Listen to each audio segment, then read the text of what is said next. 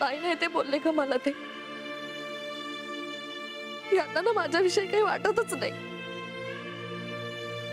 पाण्यात बघतात मला. यांना जर का नको असेल कोणी मान देणार तर तसं म्हणून त्यांना मान देणार आहे. आणि मलाही तू बरोबर बोलतेस. भोळा शंकर आहे ग माझा नवरा. त्यांना चक्के म्हणजे कळत नाही. फक्त काही झालं की बायकोला बडाबडा बोलायचं. लोक फायदा घेतात माहितीये त्यांचा. कळत नाही त्यांना ते. मलाही जाणवत होतं. आणि दादांना पुनर्वसू भाऊजीच आवडतात. रामचंद्र दादा केवढं करतात मठासाठी. किंमत आहे का पण. नुसतं ओझ्याचं गाढव बनून राहिले. त्यामुळे तुम्हाला पण तो मान मिळत नाही. त्यात उर्मी आल्यापासून माईंना काही फरकच पडत नाहीये ग. मी आहे काय नाही काय नैवेद्याचं पण सगळं तिला विचारून करतात. मी आपली फक्त सांगकाम्यासारखी कामं करत असते. तुम्ही हे बदलू शकता. मी कुठे काय बदलणार आहे. ह्यांच्या पुढे बोलायची काही प्राज्ञा नाही. आणि दादा माईंसमोर तोंड उघडायची माझी काही हिंमत नाही. तुम्हाला हवंय ते मिळवण्यासाठी तोंड उघडायची काय गरज आहे. मला बाई काही कळत नाही. आत्ता सगळं कळायची गरजच नाहीये. तू काय बोलतीयस. तुमचा आणि माझा शत्रू एकच आहे. म्हणजे तुमचा मठाधिपती होण्याचा मान कोण घेतंय. उर्मी. तुझा उर्मीवर राग आहे. तिच्यामुळे लग्न मोडलंय माझं.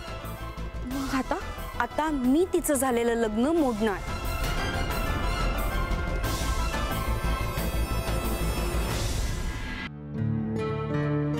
वासू, लग्न मोडायला नको होतं रे नंदिनीचं. आधीच एकदा झालं. आता परत त्या बिचारीच्या वाटेला असं काही नको. आपण करूया ना नीट चेक. अरे इंटरनेटवर किती माहिती मिळते. हो उर्मी, मी नंबर्स मिळवलेत कालच. हे बघ वासू, आपण आहे ना सगळं लॉजिकली मांडू.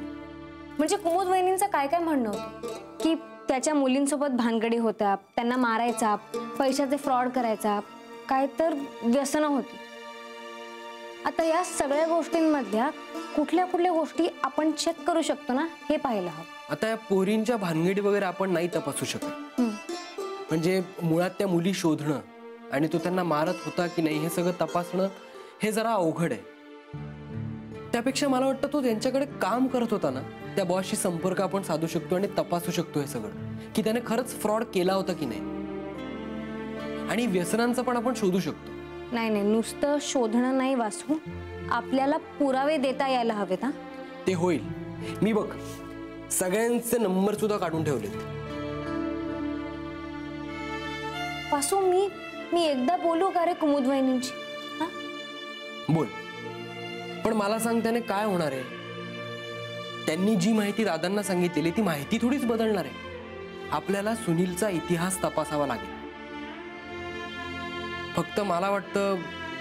काय वाटतं तुला. की आपण सगळे हे शोधायची गरज आहे का. बघू तर खरं. अगं पण हा मुलगा चांगला आहे.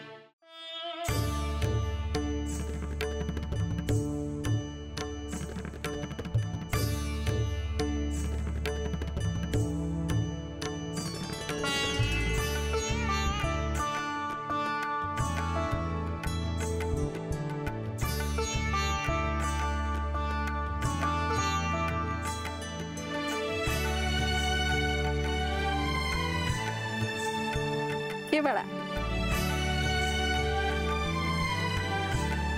तुझ्यामुळे झालं हे सगळं उर्मी. अहो माई, माझ्यामुळे काय. आजकाल इंटरनेटवर एवढी माहिती मिळते. अहो आम्हाला काही माहितीच नाही ग त्यातलं. नाही, आणि आम्ही त्याच्याबद्दल नेहमी वाईटच ऐकलंय. म्हणजे आडनिड्या वयातली मुलं तासन तास त्याच्यावर काही बाई बघत बसतात, त्यांच्यावर वाईट संस्कार होतात, पिढ्यानपिढ्या त्याच्यामुळे वाया चालल्या आहेत, हेच ऐकलं आम्ही.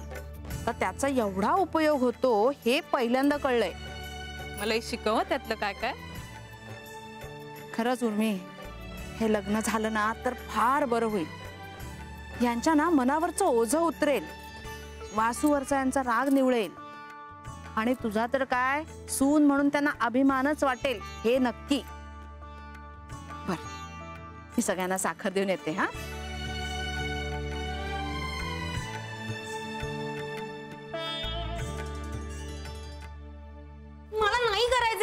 डॅशचे लग्न. काय कोणी कलेक्टर येणार आहे तुला मागणी घालायला? अगं त्याचं घर पण लहान आहे. तुझ्या बापानं तरी कधी बंगला बघितला होता का? मला नाही करायचं त्या मास्टर डॅशचे लग्न. ए थोबाड फोडून ठेवेन जास्त चुरू चुरू बोलायला लागली सार. एवढी मिजाज कुठून आली का तुला? ना रूप ना रंग ना शिक्षण ना पैसा कोण करून घेणार आहे का तुला? मुळात तुझ्या लग्नाचं कोण बघणार आहे? आपलं थोबाड वाजवायचं म्हणून वाजवायचं का? अगं बोलताना जरा विचार करत जा ना. शोभतं का तुला हे बोलणं? त्याला मास्टर डॅ म्हणतेस, तुझी लायकी काय याचा विचार कर ना आधी. मला लग्न नाही करायचंय. चालायला घरातून मी आता जाऊन दादांना सांगते तुम्ही हिच्यासाठी सगळं करता, हिची लायकी नाहीये. थांब. अगं मोठी हत्या, मी कुठे जाणार मग? आधी नाही टाळक्यात शिरलं तुझ्या? पण अगं घाई काय? नाही अगं वेळच्या वेळी लग्न झालं असतं ना तर एव्हाना 4 लेकरांची आई झाली असतीस, कळलं ना? अगं वय निघून गेल्यानंतर काळं कुत्र विचारणार नाहीये तुला. आधीच तुला नाही ना बाप. अगं तू आहेस ना माझं सगळं काही. अगं बाई म्हणूनच सांगते ना तुला, जे पदरात पडते ते निमूटपणाने घे. अगं दादा तरी किती काळ तुझ्यासाठी मुलं शोधत फिरणार आहेत? आणि तू काय त्यांच्या पोटचा गोळा नाही आहेस. आपलं नाही झालं लग्न म्हणून मुलगी राहिली आई बापाच्या घरी असं थोडंच आहे. अगं आपण आपली पायरी ओळखून वागायचं असतं, कळलं? पण मुलगा आवडला नाही तर? अगं न आवडायला काय झालं, सगळं चांगलं तर आहे. पण तरी नाही आवडला तर? हे बघ पुढचं पुढे बघू, आधी बघण्याचा कार्यक्रम तर होऊ दे. अगं तू काय स्वतःला काय अप्सरा समजतेस की जो कोणी बघेल तो तुझ्यासाठी अगदी पागलच होणार आहे असं वाटते का तुला? अगं बाई आधी तू त्याला आवडली पाहिजेस ना. आणि लग्न म्हणजे एक व्यवहार असतो, देणं घेणं असतं. आधी त्याच्या घरच्यांना हे सगळं पटायला नको मग. म्हणून म्हणते आधी पहिल्या स्थळाला नष्ट लावू नकोस. अगं योग असेल तर जमे, नाहीतर तुला काय कुणी बळजबरीनं त्याच्या गळ्यात बांधायला निघाल नाहीये, कळलं ना? पण नाही आवडला तर मी नाहीच सांगणार, आधीच सांगून ठेवते. परत नको विचारूस. अगं ए गेली. मी दादांना सांगितलंय. अरे भाऊ तू हे कशाला सांगितलंस? हे बघ वसू, जे खरं आहे ते खरं आहे. पण दादा म्हणाले काय? मी काही म्हणाले असं काय नाही. त्याआधी म्हणाले शाबासकी द्यायला हवी. पण हे सगळं आम्ही केलं हे कळल्यावर त्यांचा मूड गेला असेल. नाही नाही असं काही झालं नाही. काही बोलले नाही, गप्प होते.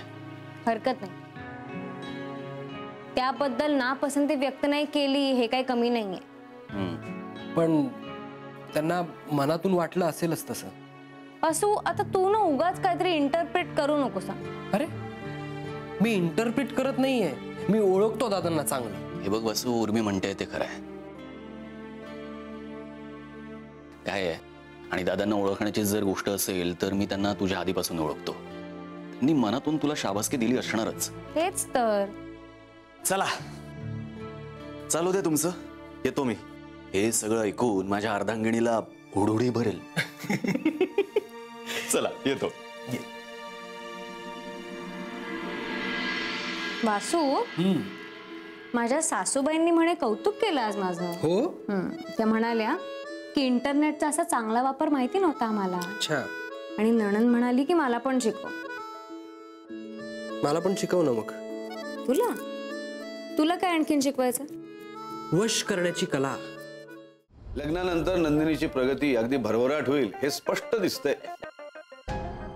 हो आता दादा तुम्ही म्हणाल तसं, तुम्हाला तर यातलं सगळंच कळतं ना. मग नंदिनी, विचार करायचा नाही या स्थळाचा. पुढची बोलणी करू ना मी.